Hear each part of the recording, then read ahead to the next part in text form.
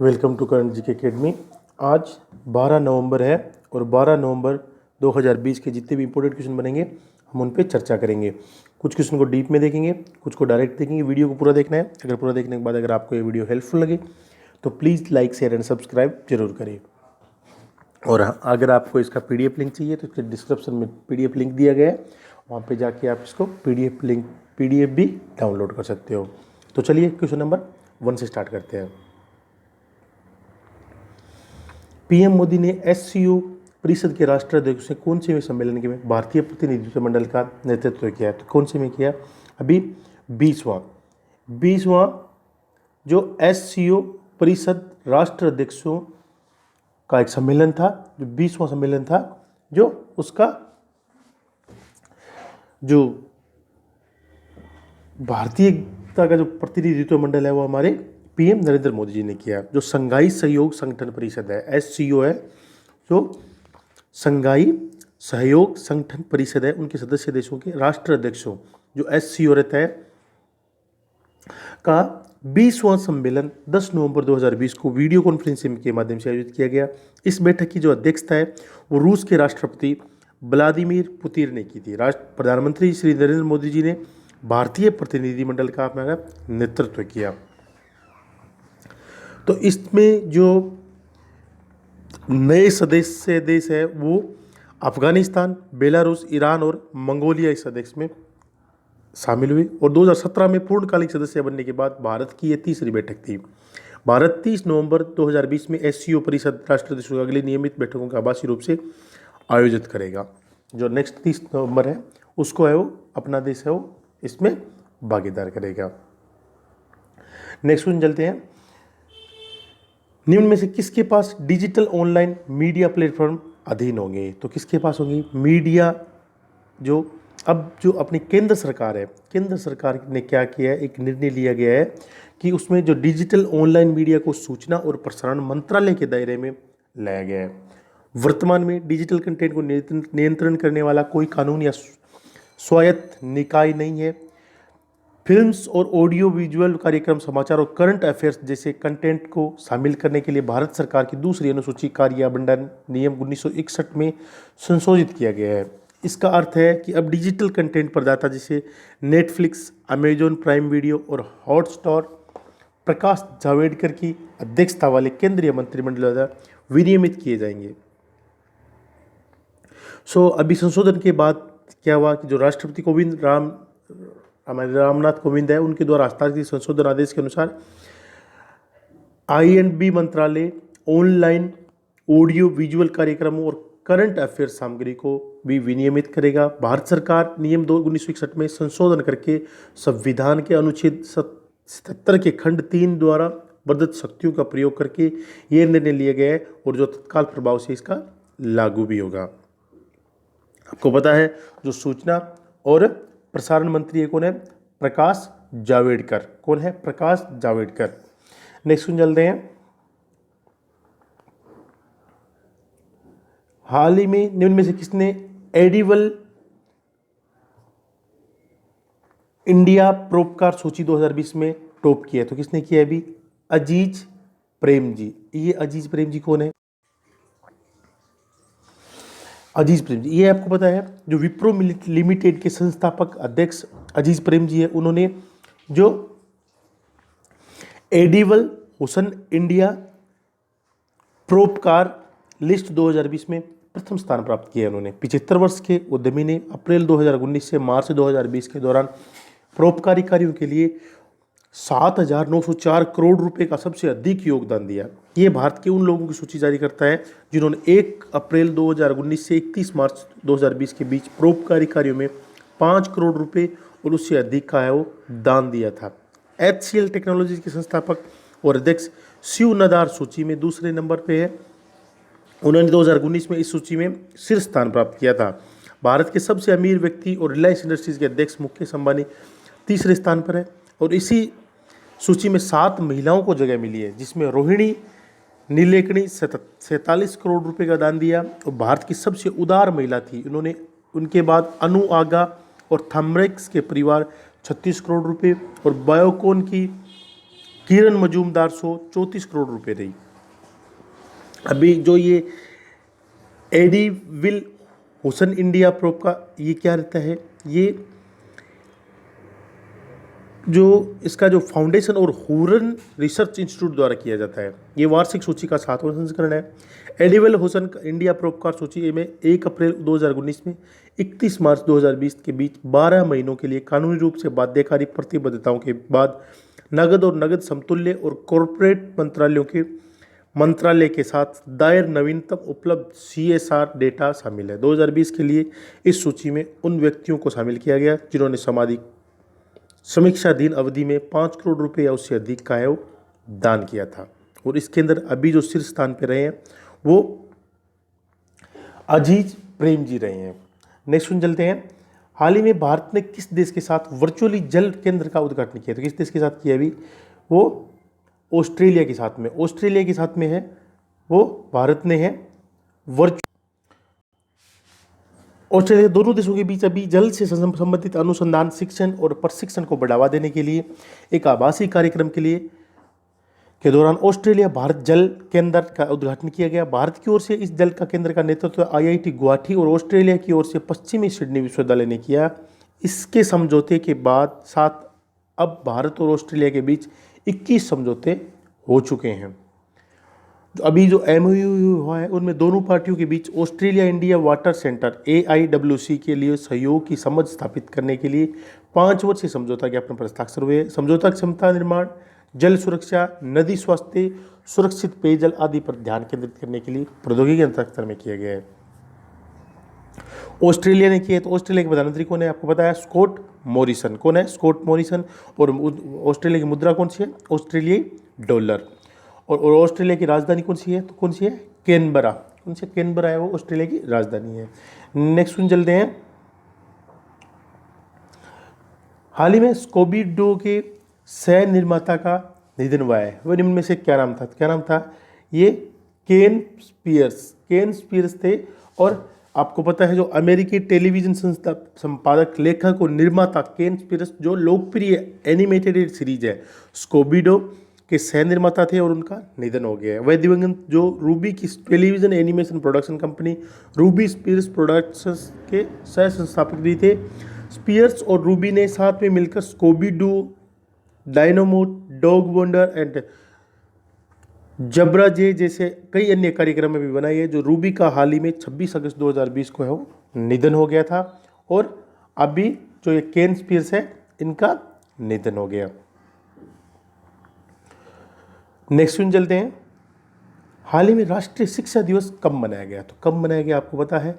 हर साल है वो 11 नवंबर को देश भर में राष्ट्रीय शिक्षा दिवस, नेशनल एजुकेशन डे के रूप में मनाया जाता है। ये दिन स्वतंत्र भारत के पहले शिक्षा मंत्री थे मौलाना अब्दुल कलाम आज़ाद। उनकी जयंती के उपलक्ष्य में ये दिवस है वो मनाया जाता है।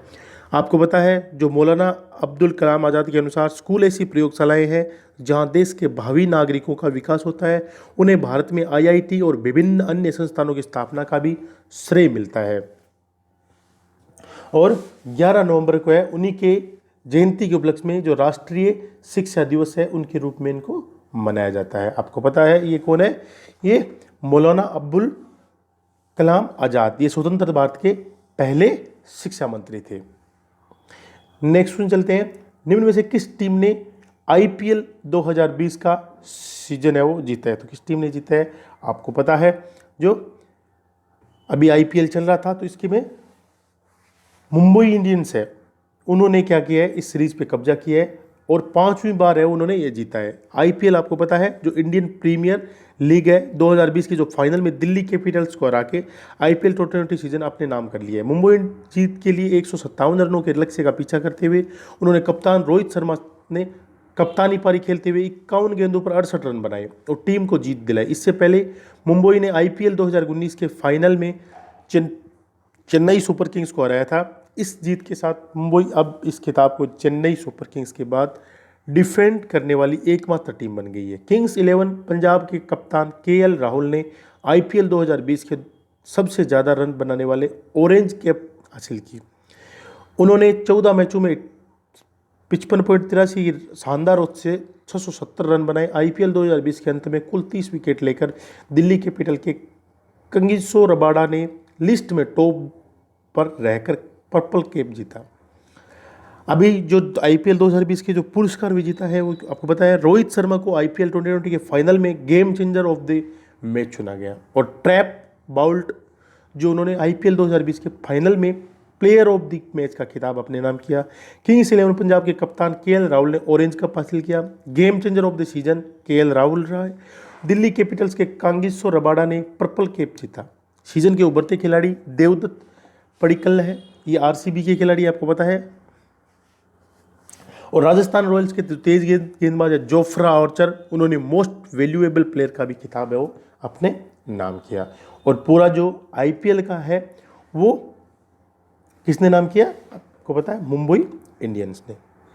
और मुंबई इंडियंस के कप्तान कौन है आपको पता है, रोहित शर्मा। नेक्स्ट में चलते हैं, हाल ही में पूर्व मुख्य सचिव एम कुट्टी निम्न में से किसके अध्यक्ष होंगे? तो किसके अध्यक्ष होंगे भी? CAQM के। CAQM को जो है राष्ट्रीय राजधानी क्षेत्र और उसके आसपास के क्षेत्रों में commission for air quality management, CAQM commission for air quality management का अध्यक्ष नियुक्त किया गया है। CAQM का गठन आपको पता है 28 अक्टूबर को कई प्रदूषण निगरानी निकायों को भंग करने के बाद किया गया था, जिसमें प्रमुख रूप से 22 वर्षीय पुराने पर्यावरण प्रदूषण निवारण और नियंत्रण प्राधिकरण शामिल है, जो अब दिल्ली के NCR में वायु प्रदूषण की संबंधित समस्या को देखता है। ये निकाय राज्यों के बीच समन्वय बिठाने का कभी काम करेगा।